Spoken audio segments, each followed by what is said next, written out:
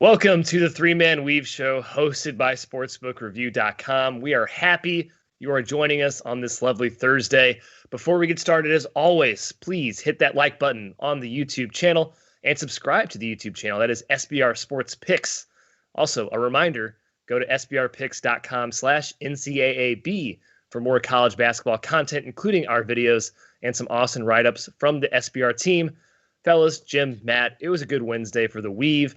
We'll start with Matt, Florida Matt, Naples Matt. For a takeaway from yesterday, what did you see, sir? It's actually Matty Marco's now, Ky. Relocated to a nearby territory in the Naples region, Marco Island. So if you're in the area, stop by and say hi, I guess, or just don't. But lovely weather outside today. The wind is rip-roaring. VMI, speaking of team, Ky, that is rip-roaring. The Key Dets. Yeah. I think we've kind of been against this team a lot this year. They continue to blow out our preseason prognosis, shattering expectations. They're now 8-2 in their last 10 games against the spread. Greg Parham has played pretty much perfect basketball, and he's gone to another level in conference play, averaging 25 points a game in conference play, 2.25 assist to turnover ratio, shooting 55% from the floor. You look at his box score page, it's just like a 25, 6, and 1 or 2 steals every single night out. So this Keydet team is a spunky bunch. I would tread lightly if you're looking to fade them, Jim. Yeah, Greg Parr is going ham. There you go, Greg Parham. My takeaway is just that I love Drake, man. I kissed their feet after they saved my bad best bet streak with a crazy cover. They got down 63-61 after a Missouri State 15-0 cover. But these young fellas, man, they are resilient. They're talented. The Drake team is unbelievable. They are now 13-0 against the spread. Cheers to the Bulldogs. Ky, what'd you see? Yeah, Jim. Well, actually, I had the same take. It was nice being on Drake for once. I had a smaller position than both of you, but hey, winning is winning. That was great. Yesterday it was the right side. That's right, Drake. I guess keep riding the gravy train. I need to stop just going against them, to be honest. I admit it. Here I am admitting that. Okay, that's enough takeaways. That's enough living in the past. We head to the future. That is today. Oregon State at USC, starts off our rundown today. It was going to be UConn Villanova. That game was canceled. So we start with the Beavers at the Trojans. The Beavers, guys, won 3 straight. ASU, USC, and Oregon. But is there a revenge spot looming for the Trojans, Jim? They are a lot bigger than everybody in the country. What do you think? They should dominate this matchup, I would think. I mean, the size should be a huge key in the paint, and on the defensive end, it's going to be tough for Oregon State to score. The smart thing that the Beavers did last game was they slowed the pace. Yep. It was only 60 possessions. Hard for that talent gap to really materialize over that small of a sample.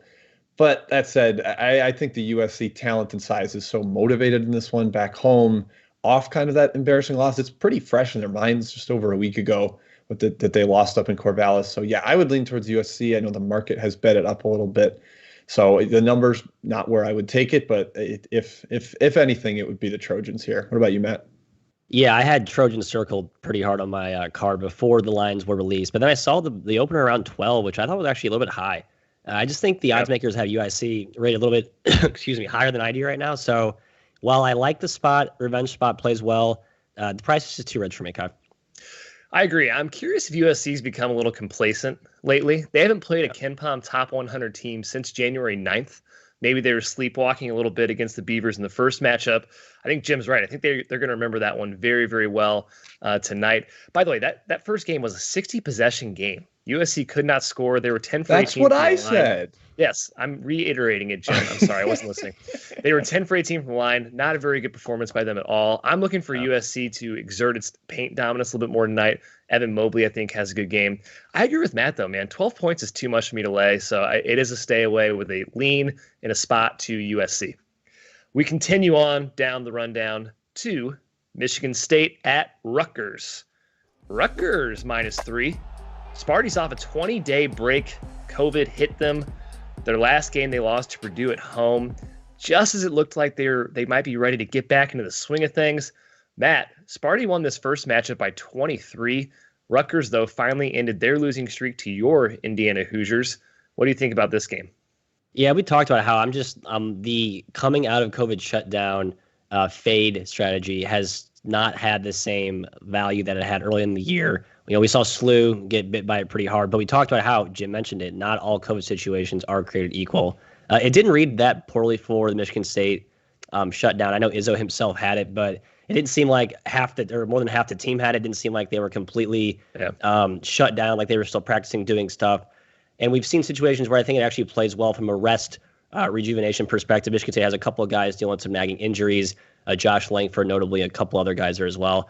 I think they use this as a chance to come out after a long layoff, fresh, remotivated. And I think you had a good effort tonight from Sparty, even though you're catching a Rutgers team, Jim, that finally got the monkey off their back against my Hoosiers on Sunday.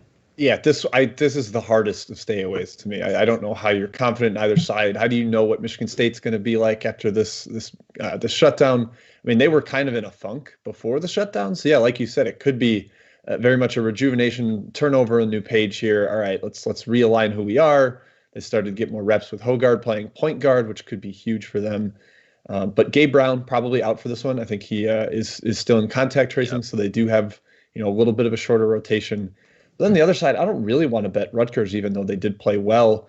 They just the worst free throw shooting team in the country. Very hard to trust that offense. This is a stay away. I don't want to touch this one. Maybe an underlean, but gosh, the side, I got nothing, Ky. Yeah, I think guessing how teams perform out of a shutdown is probably one of the hardest things to do this season. We saw Drake be just fine coming out of a shutdown, but we saw SLU struggle out of a shutdown. I think it varies by team. As Matt pointed out, maybe Michigan State's shutdown wasn't as hectic as a lot of other schools that actually had COVID run rampant through their program. I think this is a game Rutgers can win, man. In the first matchup, Omaruri was out. They were 6 for 17 from the free throw line. I mean, or 3 for 12. 3 for 12. They could always do that again. That's the scary part. I agree. I think they're going to improve a little bit on that. Sparty had 18 turnovers, maybe have a little rust on them. So I do lean towards Rutgers at the rack. Nothing strong, though, guys. Moving on. Another Pac-12 matchup. Stanford at Arizona. Man, the spread's high. 8.5. I even saw some 9.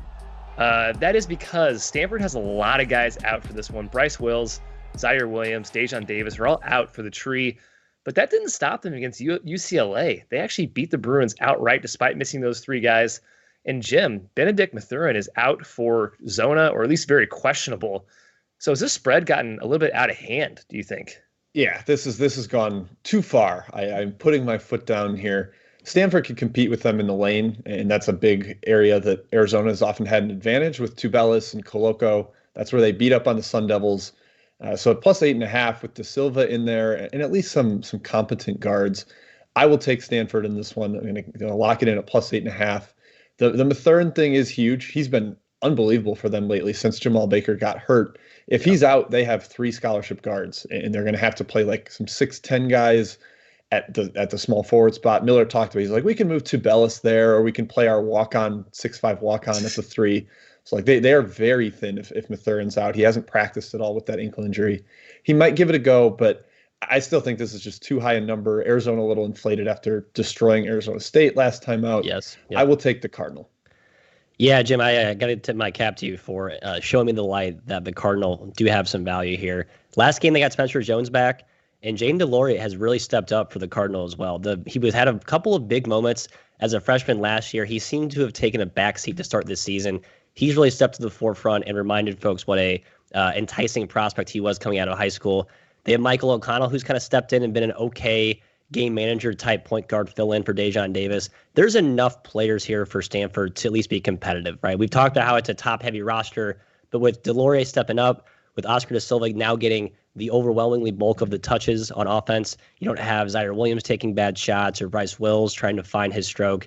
There's a clear identity of what they want to do now with De Silva being the meal ticket inside, a couple of complementary pieces around them. I think Stanford keeps this close because we know that can defend still, Ky. Yeah, I agree with you, Matt. I'm a little bit worried matchup-wise. I think Arizona has a ton of front court matchups for De Silva, can slow him down a little bit. But the pecking order just might be more clear for Stanford now. Playing through him instead of worrying about Williams and Wills and Davis might be better for Stanford in the long run, or at least tonight against Arizona. Now, I do think Arizona has the advantage. However, 8.5, 9 points, that is just super, super high for me. So it's a heavy lean towards Stanford, despite all the injury concerns. Yeah, Ky, I think you also mentioned the under here is a very good play. I do like the under a lot in this game. Both teams are so big and kind of devoid of guards. I think it's a slow game and a lot of size on the court. Yep. Big time under lean there as well. Memphis at SMU is our next rundown game. We're going to touch on rematch. They played Tuesday. Memphis won by 4 at home. This one's flipped. It's now at SMU. The Tigers were 10 for 21 from deep. That's uncharacteristic. But, Matthew, they were 12 for 25 from the free throw line. That's spot on. Do you think SMU punches back in a rematch here? I just have no appetite to bet against my ponies, so I won't, even though I have given Memphis a deserving upgrade back to where we had them rated to start the season. I'm not ready to declare Penny some newfound coaching genius, but he is clearly tapping into the defensive potential of this team. Number 5 overall nationally in KenPom's adjusted defensive efficiency. I think there's actually line value here on the Tigers.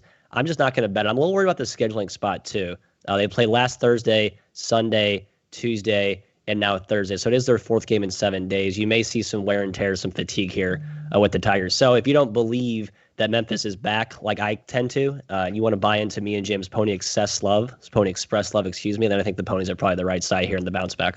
I think Pony Excess was the name of the 30 for 30. 30 for 30, yeah. Yeah, so there you go.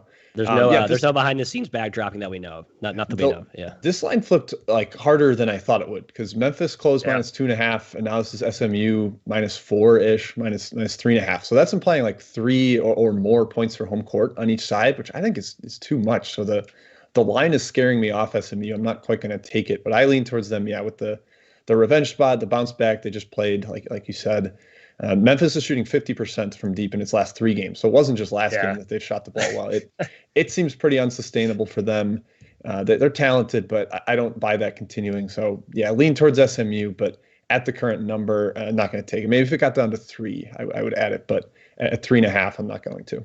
Yeah, Jim, I agree. This aggressive home court swing on the line sucks. I was ready to be on SMU in this game, but I can't take 4. In fact, my number kind of favors Memphis at this price. It does feel like a great revenge spot for SMU. They're a very talented team. I think these teams are pretty evenly matched, to be honest. It's stifling defense versus gorgeous offense. Today, I think it's advantage SMU. All right, guys, that brings us into our first round of chat mob questions. Who's our chat czar today? Do we have any written down to go through? Jimmy, take it away. We got a 2-pack from Mr. It's Ducky Racing. First, we're starting with Morehead State at Jacksonville State. A battle in the OVC. Morehead State won the first meeting between these two.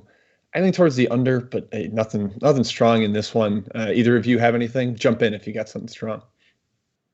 Nope. No. Okay. Nothing. All right. Unfortunately, we got no lean there. And he also wonders if Houston keeps destroying bad competition, can they blow out Tulane on the road?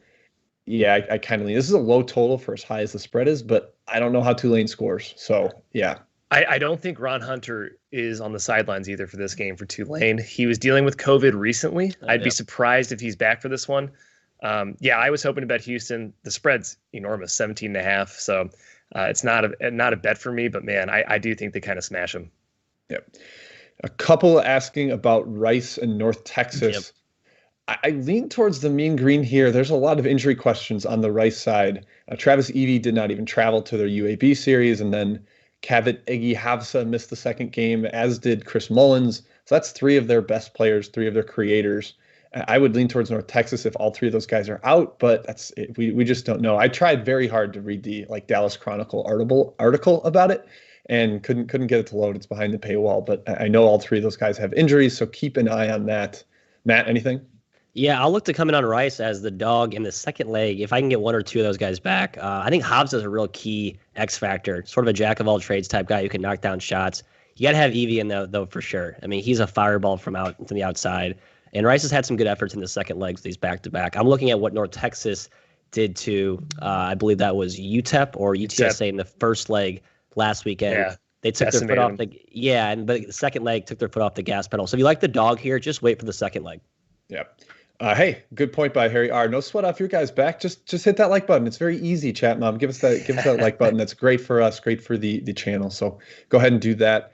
Guys, we've been graced by the presence of the Billy Walters. I can only assume he raced out of prison to talk to us in the chat loud today. Free man. Cheers, Billy. And he wants to know about Merrimack in Long Island, LIU. And Merrimack got the road win yesterday. Big upset, knocking off LIU. I would probably lean towards LIU bouncing back in this one just after getting the outright loss yesterday. Matt, do you agree? Yeah, I gave Merrimack a pretty massive upgrade after the first game of the year, and then lost 2 straight bets on them against Mount St. Mary as a team that I had to re-examine as well. Since then, pretty strong efforts. Fairleigh Dickinson sweeping that series. LIU, a team with a lot of talent. I think there's a massive coaching mismatch between Joe Gallo and Mr. Derek Kellogg. Sorry, no offense to Mr. Kellogg, but that's not a team that adheres to any schematic X and O system. It's just let's roll the balls out there and go play. So I don't know. I like this Merrimack team. It's just tough to peg them. Yeah. Ky, a couple inquiries on UAB at Middle Tennessee, the Conference USA matchup. UAB got Quan Jackson back, their key defender, one of the best pressure defenders in the country. What do you think on this one? Spread is very high. Middle Tennessee, though, I think has a couple injuries lingering, and I have no interest in fading UAB currently. They're one of those teams that just can be a fireball, especially in leg one of these back-to-back matchups. So I'd actually lean towards UAB and go against my number lean. Yeah, I lean a little towards the over. The Middle Tennessee shooting luck has been insane. I think they're at like 27% and their opponents are at 26%. So at some point, both them and their foes are going to start making shots. We'll see if it's today. Yeah, the same applies for UAB too, Jim. They're top 30 defensive 3-point field goal percentage defense, bottom 75 in offense. So yeah, you put those two together, you probably could have some value on the over here. Yeah, come on, regression monster, show up for us. The variance monster. Ky, where's that picture? Show the folks that picture. We need that. Yeah, don't have it on me. It'll happen someday. All right, and then one more before we get back to the outline, and we'll shift everything towards the end. Cal at Arizona State, a rematch in the Pac-12. This is wild. The first matchup between these two, I believe, was Arizona State -7.5 on the road at Cal, and now it's around -8 at Arizona State. And it makes you seem, potentially some line value there on the Sun Devils. However, they've been awful lately. They're a little bit limited. No Tayshaun Cherry on the roster. Ky, do you have anything here? I don't. I'm tired of betting Arizona State. I mean, it worked out 1 out of 2 times recently, but this team's broken, man. They're weird. I don't get them. Yeah, Matt Bradley returned last game off the bench. Obviously, he's enormous. We saw Cal play pretty well without him toward the end of his absence, but there's no doubt they're better with Bradley in there on both ends of the floor. Jared Hyder also got his first start. So I don't know. Cal might be starting to put some pieces in the right spots to make a little bit of a run. And Cal can be feisty as a dog. So I have no appetite to bet on Arizona State. That team is completely in shambles right now. Yeah, I lean towards Arizona State on the number, but yeah, they're a tough team to back at this point. All right, let's go back to the outline. Ky, take it over. Let's do it. Continue on with TCU at Kansas. Kansas -14.5, I believe, is where the current line sits. Guys, no way Kansas loses 4 straight, right? Of course, we don't care about straight up wins and losses. We care about spreads on this show. Kansas is 1-3 against the spread after pounding TCU on January 5th. They won that game by 29 without Marcus Garrett, without Bryce Thompson. Jim, Kansas also grabbed 48% of their misses in that game. Is this a total domination for the Jayhawks once again? And I kind of think so, unfortunately. That was just a complete demolishing. I was on TCU that day, and it was like, 5 minutes in, it was like, oh, yep, absolutely no chance to cover here. This is a blowout. Marcus Garrett apparently didn't matter because Kansas shot, I think, 65% from inside the arc, 40% from deep, scored 1.4 points per possession. It was a bloodbath, and now kind of backed into a corner where they need a Big 12 victory. Yep. They should be coming out hyper-motivated once again. I would lean towards the Jayhawks here, but kind of like the USC thing, the number's too high for me to officially back it.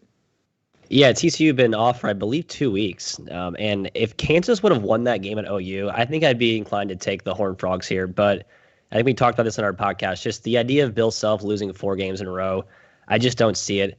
Obviously, they have to cover a lot of points tonight, but I think you're going to get a strong effort from the Jayhawks. My only concern with the Beakers in general is that they just haven't really optimized David McCormick. And this is a matchup where he can get going. This is they need to establish him on the block early, get some easy baskets, take some shot-making pressure off Marcus Garrett and off Ochai Agbaji there. So that's my key for the Jayhawks. Value leans TCU for me, but I just can't take it given the spot. Yeah, man, I agree. Kevin Samuel has his hands full with McCormick tonight. Kevin Samuel's a great player for TCU, but McCormick is a literal beast of a human being. He is huge. He should dominate that matchup. Moving on, OVC, guys. That's right. We're hitting an Ohio Valley game with Belmont at Austin Peay. The strange season of Austin Peay continues. This is not the team we expected heading into the year. They are just 4-3 in OVC play. Austin Murray, EKU, and Jacksonville State. Meanwhile, Belmont, guys, a perfect 10-0 in league play. Jim, they're a tier of their own in the OVC, in my opinion. They're also 12-3-1 against the spread, one of the best ATS records in the country. Do the Bruins continue their dominance tonight against Austin Peay? I kind of think so. Austin Peay has talent, but they have not proven they can defend at all. They're last in the conference in 2-point percentage defense, giving up over 63% inside the arc, and that is doom against this Belmont offense that gets hyper-efficient shots. They score at the rim a ton with Muzinski. And on the other end, Belmont, they can also stop the talent that Austin Peay throws out there. Belmont's number 1 in the league in offense, number 2 in defense. They've just been on a different tier. They lead the conference in 3-point percentage, 2-point percentage, and free throw percentage. I don't want to get in front of this Belmont train right now, especially Matt. Austin Peay has kind of been broken this year, so maybe this is the matchup they rise up and are intrigued by the opponent, so they play their best game. But I'm not willing to bet on that. Yeah, we talked about how it was basically Murray, Austin Peay, and Belmont neck and neck to start the season, and Belmont is clearly separated from the rest of the pack there. I'm not sure what I was trying to show visually with that depiction, but you get the idea. Murray starting to figure it out. Austin Peay, Jim, I agree, still in disarray, some soul searching. I did take Peay small, though, at 6. I just thought that was too high for a game where it felt like this is the game of the year for Austin Peay at this point. They've kind of had a disappointing season. This was supposed to be a banner year after the momentum they built last season. They played Belmont really close in both games last year. I think they split, actually. This is a game where I think they go like 14 of 30 from 3, get a really strong effort offensively. Can they guard? No, but they can keep pace offensively, I think, with the Bruins if they're hot. And this game sets up for them to make some shots. So I will be on the Governors small, although I'm looking at the number now and it's down to 5, so I will not endorse it as an official show play. Sorry for the anticlimactic letdown. Boo. Yeah, Austin Peay, man, you mentioned their defense. It's one of the worst in the country, like not just the OVC, in the country. And Belmont, obviously their offense, one of the best nationally, easily the best in this conference. I actually lean towards Belmont still. So I apologies to Matt, but I hope Matt wins this bet. I hope Matt wins thanks, guys. I do. Thank you. I do too. All right, last game on the rundown before we hit best bets and more chat mob questions. This is Wyoming at San Diego State. The Aztecs, a huge favorite here, 16 points. Wyoming's won 3 straight. Impressive sweep in Nevada. Couldn't hang with the big boys, though. They were crushed twice by Boise early on. San Diego State, Jim, just swept Air Force. And the important thing there, Matt Mitchell played 14 points off the bench. Perhaps he's getting healthier. Who do you like in this matchup? I'm kind of team take the Mountain West top 4 against the rest of the league. San Diego State just completely outclassed Air Force. Wyoming got outclassed by Boise State in 2 games. It really wasn't a competitive series in Laramie, and I'm worried that's what's going to happen again here. San Diego State just on a different level. This Wyoming team has some talent. They're really well coached with Jeff Linder, but they're not quite there yet. They're young, and they don't have a ton of inside presence where I think San Diego State can absolutely crush them. So the number leans towards Wyoming, I think, but I lean towards the Aztecs in the matchup and just kind of the general Mountain West trend here. Yeah, the number for me leans really hard toward Wyoming. I had this game closer to 10. Maybe I've just given Wyoming too much respect, despite some really crappy efforts so far in conference play. I think they've played really well against teams in their class. They've been bludgeoned by teams above their weight class. Boise is one such example. Manhandled inside in that game. Although you read between the lines, Hunter Maldonado, their only pseudo big guy, was a little bit banged up in that one. I know he's healthy. He's played well as of late. And San Diego State's not a team that really wants to score like from the post inside. Nathan Mensah is more of a rim protector, a shot blocker. He's not as reliable as like a throw on the block, go get us 20. And I think Matt Mitchell is really the mismatch issue for Wyoming. But Hunter Maldonado, Hunter, who's the other Hunter? I'm confusing my Hunters here. Yeah, Thompson. Hunter S. Thompson. Hunter S. Thompson, not the writer, but the Swiss Army knife wing can check Mitchell, keep him somewhat at arm's length from going off tonight. I just think there's good value here. It's 16.5 for a conference game. That's just a high number. Down to 15.5, Matt. You still like it? I do. It's my best bet. So I drew the line at 15. I will lock that in now. Way to bury the lead on the best bet, by the way. Yeah, he really, it was like he wasn't going to say it unless you asked him. I just started having visions of that Boise State beatdown. I was like, oh no, am I really doing this again? But no, I think the value is there. Trust the value, folks. Trust the numbers. Yeah, I'm with Jim on this one, actually.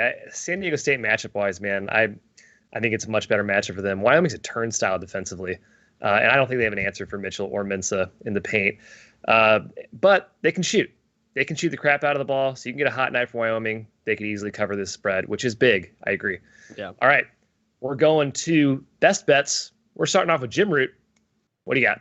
Let's do it. I'm going to the Big Sky and the preseason favorite, Eastern Washington. All right. Get the current spread here. -9.5 seems to be the consensus across the board. I will take that. I think they win by double digits against the Sacramento State team that I have watched more than I should this season. They are painful. They're brutal, slow team. They play in the half court and try to play through the post. Eastern Washington is veteran disciplined. They're smart enough to be able to guard that. And then offensively, this team can just spread you out. They can score. The Eagles haven't been as great efficiently so far this year, but I think they can score on Sacramento State, who also might be down a key piece in Christian Terrell. So I will take the Eagles -9.5. Matt, what about you? I know you've got Wyoming. Anything else?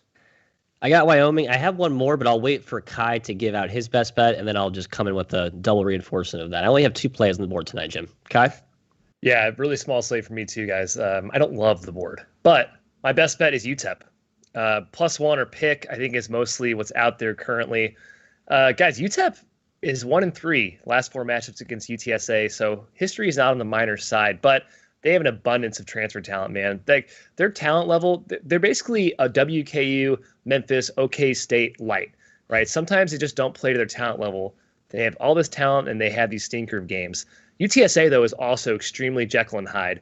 They have 2 of the best scorers in the country, but they're liable to lose literally any matchup. Any game they're in, UTSA could lose the game.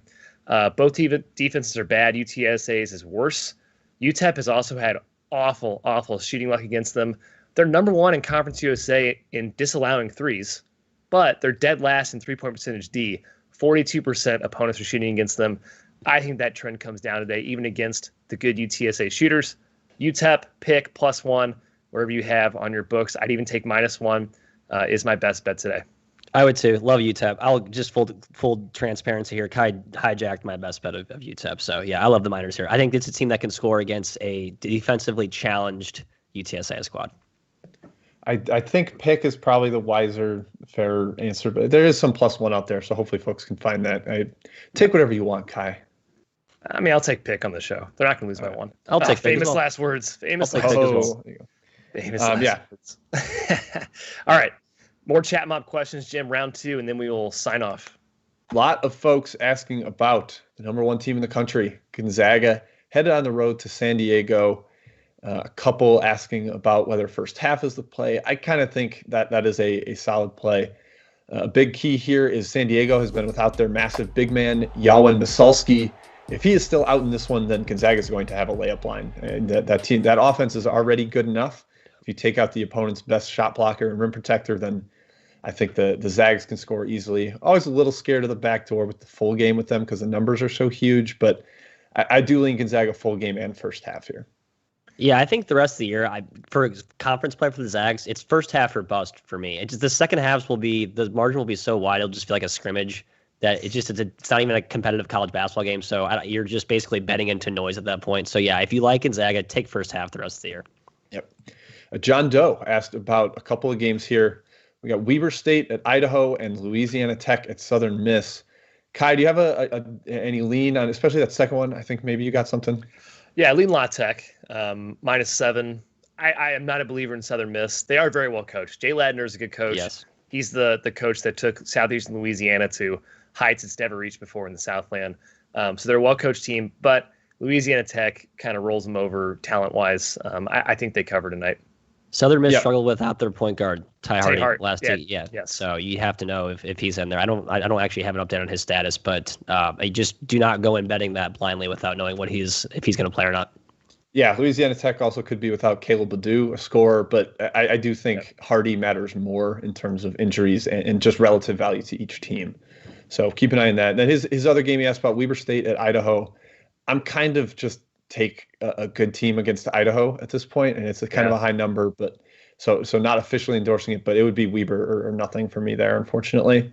Idaho sucks. That they do. Let's see. We've got a question coming in from Andrew Carr on Tennessee State at Murray State. Murray is kind of like Austin Peay, where we were high on them preseason, but they have not played up to that level. I do lean Murray State here, but they have not done well covering spreads at home. They got it big on Tennessee Tech and let them back in it.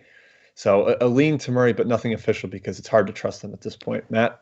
Yep, I'm with you. I like what our boy Chico Carter been playing a little better off the bench, a highly touted freshman, now sophomore recruit. I think he's they want him to be a key integral part of the offense. He's starting to step into that role. I think that's coinciding with Murray State playing better the last couple of weeks.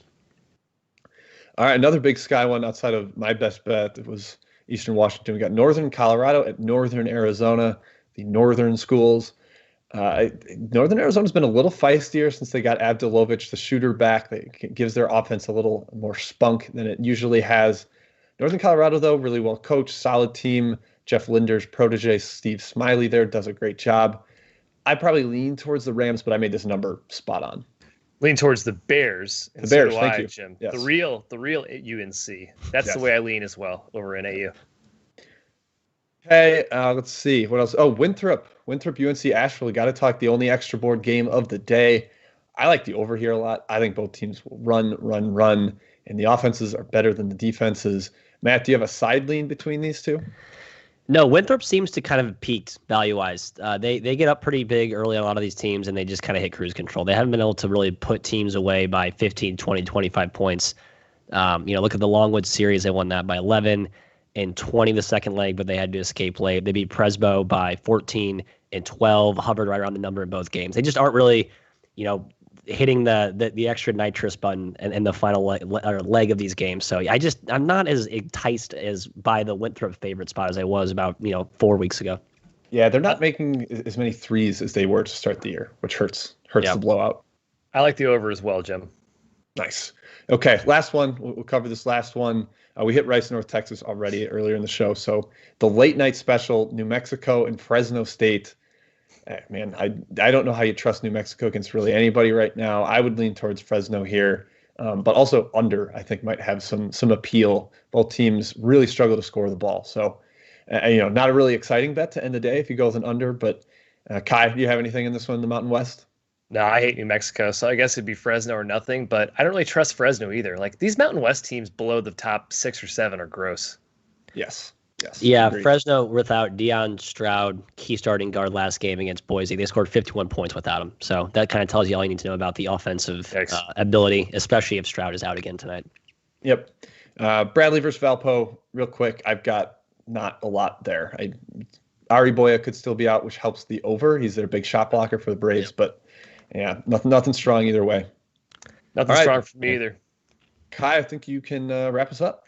All right. Thank you, everyone, once again for joining us. Please hit that like button if you forgot to. You can even hit it after we sign off. And subscribe to SBR Sports Picks. That's the YouTube channel you're currently watching. SBRpicks.com/NCAAB. The URL at the top of the screen is where you should go for more college basketball content from the sportsbookreview.com team. I'm Ky McKeon. That's Matt Cox. That's Jim Root. We'll see you on Friday, 9 a.m. Central.